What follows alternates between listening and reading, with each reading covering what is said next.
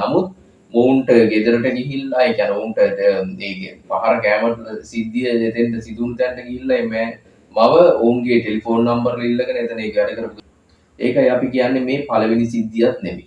ඉතින් එතකොට අනිත් එක තමයි මුන්ගේ මේ වයස වලට මුන්ට බයික් පදින්න ලයිසන්ස් කොහෙද?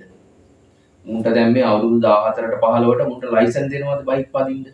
ඉතින් වනම් මේ නීතියට ඉස්සරම ආචාර කරන්න පුළුවන් දරුවෙක් හදනවා නම් අන්න රෙස්පෙක්ට්.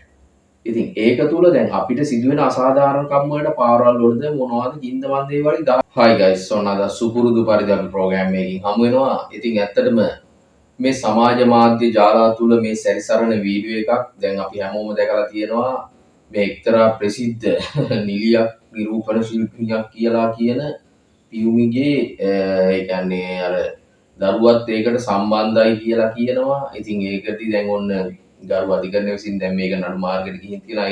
ඒ පහර කෑමට ලක් වූ ඒ දරුවාගේ දෙමාපියන් ගිහිල්ලා ඒක පොලිසියේ කම්ප්ලේන්ට් එකක් දැම්මට පස්සේ නඩු මාර්ගයට ගිහිල්ලා දැන් කොහොම හරි මේ කටිය රක්ෂිත බන්ධනාගාරගත කරලා 16 වෙනිදා වෙනකම් මම හිතන්නේ. එතකොට දැන් පරිවාස භාරයට පත් කරලා තියෙනවා මේ පියුමිගේ පුතා. දැන් මේ මොහු මෙතන හයිලයිට් වෙන්න හේතුවක් තියෙනවානේ. එතකොට පියුමි කියන්නේ නිවුස් මවන කෙනෙක්නේ. ඉතින් ලංකාව තුල නිවුස් මවන කෙනෙක්. ඉතින් මවටත් තියෙනවා නඩු. එතකොට දැන් පුතාට අවුරුදු දැන් ওই කමෙන්ට් සෝෂල් මීඩියාව තුල එක එක තැන් වල දාලා තියෙනවා පුතාට අවුරුදු 15යි ඒ වගේම නඩුත් 15ක් තියෙනවා. ඉතින් මේක කොහොමද ඇත්ත නැත්ත කියන්න බෑ. නඩු 15ක්ද කීයක්ද තියෙන එක කොහොමත් ඔහුට වයස 15යි නඩුත් 15ක් තියෙනවා කියලා තැන් තැන් වල ඉතින් දාලා තියෙනවා.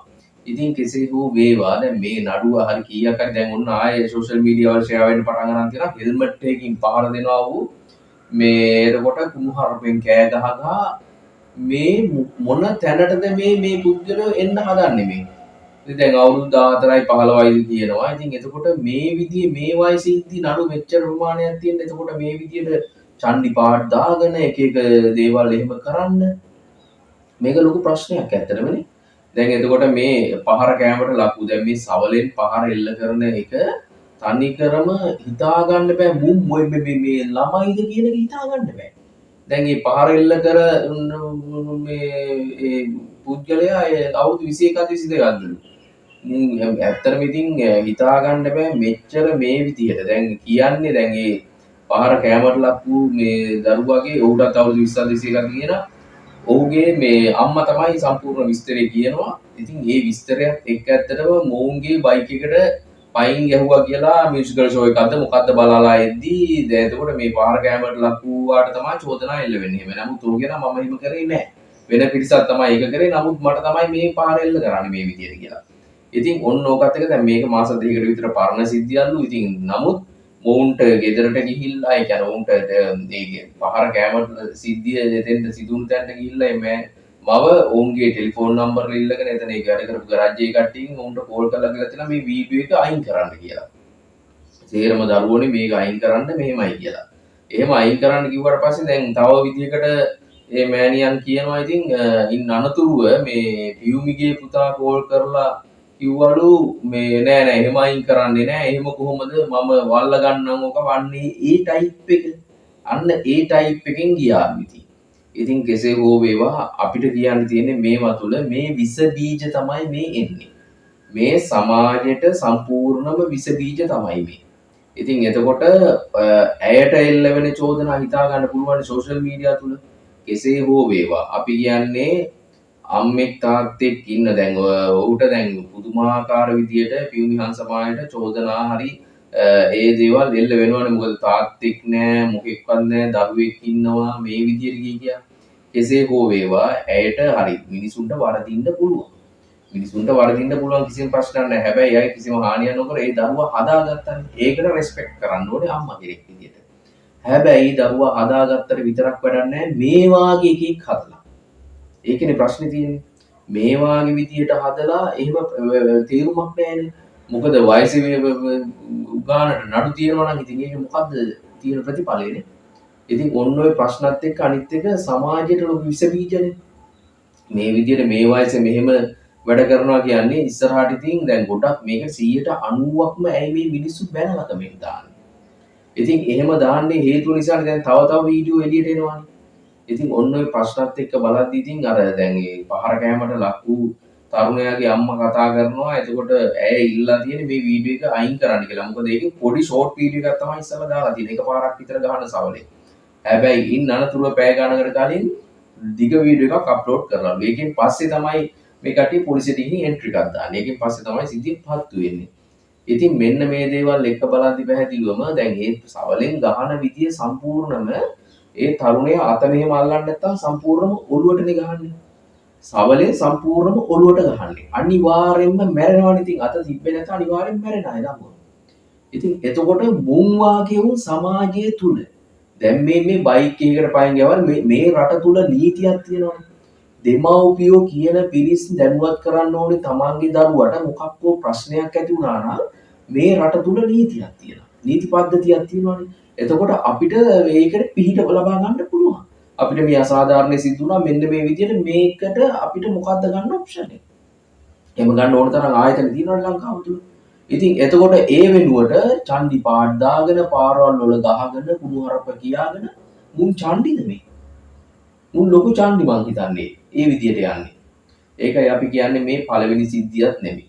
ඉතින් එතකොට අනිත් එක තමයි මුන්ගේ මේ වයස වලට මුන්ට බයික් පදින්න ලයිසන්ස් කොහෙද? මුන්ට දැන් මේ අවුරුදු 14ට 15ට මුන්ට ලයිසන්ස් දෙනවද බයික් පදින්න? ඉතින් එතකොට ඒවත් අවධානය යොමු කළ යුතු ප්‍රශ්න. දෙමාපියෙක් තම දරුවාට වාහනයක් හරි මොකක් හරි අරන් දෙනවා නම් අනිවාර්යයෙන්ම රියදුරු ඒ කියන්නේ ලංකාව තුළ රියදුරු බලපත්‍රයක් අවශ්‍යයි වළංගු. ඒක අවශ්‍ය දෙයක්නේ. ඉතින් එහෙම නැතුව තම දරුවාට බයික් එකක් අරන් දෙනවා කියන්නේ නීති විරෝධී වැඩක් සම්පූර්ණම. සම්පූර්ණම නීති විරෝධී වැඩක්. එහෙමනම් ගෙදර කාමරේ තියාගෙන තමයි අරන් දෙන්න ඕනේ. මොකද පාරේ යන්න බෑනේ ලයිසන් නැතුව.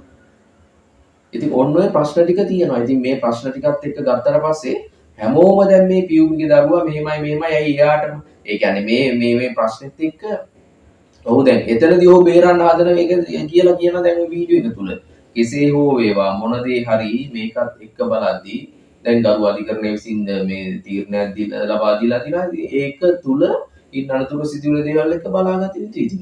ඉතින් මෙන්න මේවත් එක්ක තව මේ සුද්ධ කර මුන් මේ හොන්ත් මෙහෙමයි කියා දැන් මේ පහර දෙන විදියට ඇත්තටම සම්පූර්ණ මේ ළමයා ඇත්තටම චෙක් කරන්න වෙනවා. ඒ කියන්නේ මේ සම්පූර්ණ ඔළුවට ගන්න.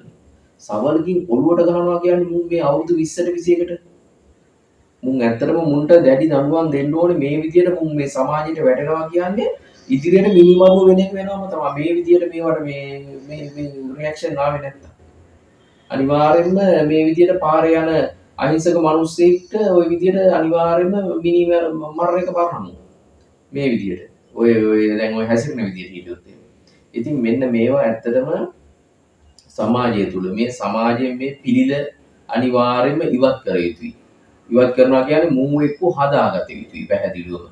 මේ දරුවෝ විදියට. මොකද මේ පිස්සෝ විදියට මේ මිනිස්සුන්ට චන්ඩි පාඩ දාගෙන එහෙම දරුවෝ හදලා වැඩක් නැහැ. ඕක තමයි ඇත්ත කතාව. ඉතින් මේ රට තුල නීතියක් තියෙනවා. ඒ නීතියට අවනතව දරුවෙක් හදනවා නම් ඒ නීතියට ඉස්සරම ආචාර කරන්න පුළුවන් දරුවෙක් හදනවා නම් අන්න රෙස්පෙක්ට්. ඉතින් ඒක තුල දැන් අපිට සිදුවෙන අසාධාරණකම් වලට පාරවල් වලද මොනවද ජින්ද වන්දේ වලින් ගහ ගන්න මරා ගන්න ගිහිල්ලා හරියන්නේ නැහැ. ඒ චන්ඩි පාඩ දාලා හරියන්නේ නැහැ. ඒකයි අපි කිව්වේ මේක තුල ආයතන තියෙනවා. ඒ දේවල්කින් අපිට ලබා ගන්න පුළුවන් අපිට අවශ්‍ය සහයෝගය. ඉතින් මෙන්න මේක තමයි විශේෂයෙන්ම වැදගත්ම කරුණ. ඉතින් ඒකත් එක්ක මේ වාගේ උන් බිහි වෙනවා කියන්නේ මේ සමාජයට ලොකු පිළිලක්. ලොකු පිළිලයක්. ඉතින් ඒක අනිවාර්යයෙන්ම ඉවත් කළ යුතුයි දැම්ම මේ පිළිල. ඉතින් ඉවත් කළ යුතුයි කියන්නේ මුන්ව හදාගත යුතුයි. දරුකමට හදා ගන්නවා නම් ඒකමට හදාගත යුතුයි. අනිත් එක තමයි මම අර ඉස්සල්ලා මේ සඳහන් කරේ කොහොමද බයික් පදින්න ලයිසන්. කොහොමද මේ දේවල් අරන් දෙන්නේ? දරුවෙක්ට අරන් දෙනවා නම් මේ දේවල් සියල්ල තිබිය යුතුයි. අපි දන්නේ මොන මාර්ගයෙන් අරන් ගියාද කියලා කමෙන්ට්ස් නම් තියෙන හොඳ කමෙන්ට්ස් අරන් ඒ ගත්ත මාර්ග මේවා පදින මාර්ග එතකොට පොලිසියට චෝදනා කරලා තියෙන සමහර කමෙන්ට්ස් වල ඉතින් මේ දේවල් තුල සත්‍ය නැත් ඒ කියන්නේ ඇත්ත නැත්ත හොයාගන්න තියෙන්නේ. ඒක ලොකු ප්‍රශ්නයක් ඇත්තට. මේ ආයතන වලට බයිනවා කියන්නේ ඒක එච්චර හොඳ දෙයක් නෙමෙයිනේ. පොත්ත සුදුවට හිටියට පස්සේ ඔය හැම දෙයක්ම කරන්න පුළුවන් සමහර තැන්වල කියන. එහෙම වෙන්න බෑ. ඒක විය යුතු දෙයක් නෙමෙයි. එහෙම වෙන්න බෑ.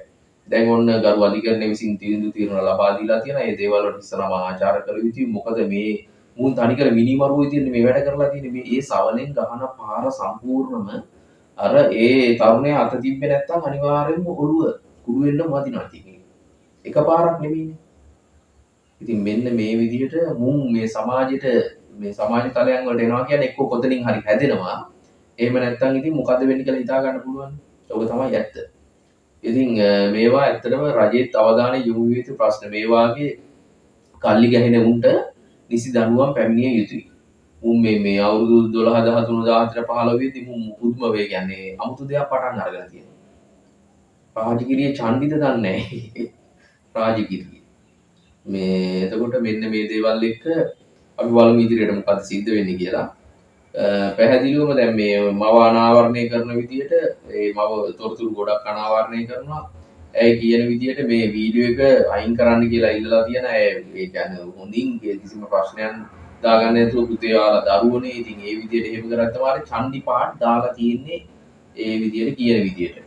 ඉතින් ඊට පස්සේ පැය ගානකට පස්සේ තමයි අප්ලෝඩ් කරා කියන්නේ. කෙසේ හෝ වේවා ওই විදිහට සංසිද්ධිය සිදු වෙලා තියෙනවා. පහර දීමේ වීඩියෝ එකෙන් තමයි මේක පත් වෙලාම එන්නේ. ඉතින් ඔන්න ඕක තමයි ඇත්ත. දැන් ඒකත් එක්ක තව වීඩියෝ එළියට ඇවිල්ලා තියෙනවා චන්දින්ගේ. කුණු හරප ගියාගෙන හෙල්මට් වලින් ගහ ගන්නවා. හිතා ගන්න පුළුවන් අනාගතේ සුබයි කියලා.